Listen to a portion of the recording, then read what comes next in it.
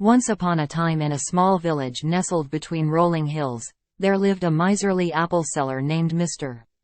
Grumbleton. He was known far and wide for his stinginess, and his apples were no exception.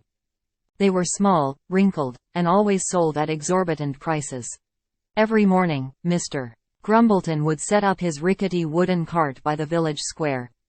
As the villagers approached, he would greet them with a sour scowl and reluctantly hand over his pitiful apples. No matter how hard the villagers haggled, Mr. Grumbleton would never budge on the price. One crisp autumn day, a kind-hearted young girl named Emily approached Mr. Grumbleton's cart. She looked at the sad apples and sighed. "Sir, these apples don't look very good, and they're quite expensive. Is there any way you could lower the price a bit?" Mr. Grumbleton's eyes narrowed, and he grumbled, "Lower the price? Absolutely not. These are the finest apples in the land, and you should consider yourself lucky to have the opportunity to buy them." Emily thought for a moment and then had an idea. She reached into her pocket and pulled out a shiny, red apple that she had picked from her family's orchard. "Sir," she said with a warm smile, "how about we make a trade? My apple for one of yours?" Mr. Grumbleton's eyes widened at the sight of the plump, juicy apple Emily offered.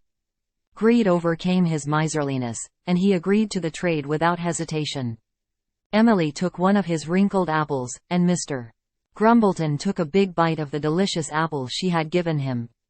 To his amazement, it was the sweetest, juiciest apple he had ever tasted.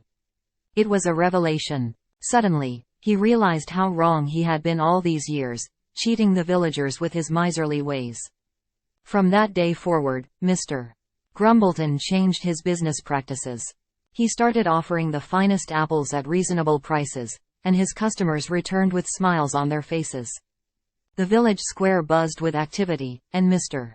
Grumbleton was no longer known as the miserly apple seller but as the generous one who had learned the value of kindness and fair dealing. And so, a simple trade with a kind-hearted girl named Emily transformed a miser into a better man, proving that sometimes, all it takes is a single act of generosity to change a person's heart.